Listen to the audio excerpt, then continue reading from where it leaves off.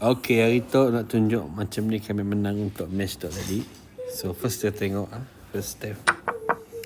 Okay, first game tu tadi kami keluarkan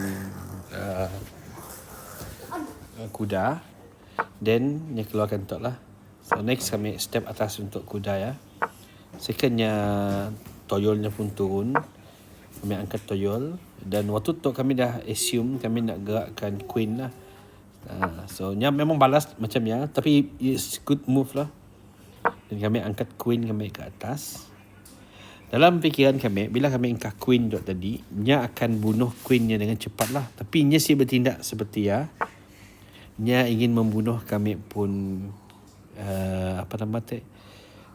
kuda lah. So step tu kami dah fikir lah tadi, kalau dia buat macam ya, ya memang the best move yang kami pernah buat lah. So checkmate dalam langkah yang kelima. So tahniah kepada dari sini tu, dari Korea ke South North China kali, Vietnam. Okey, daripada Vietnam. Tahniah. Selamat berlawan lagi.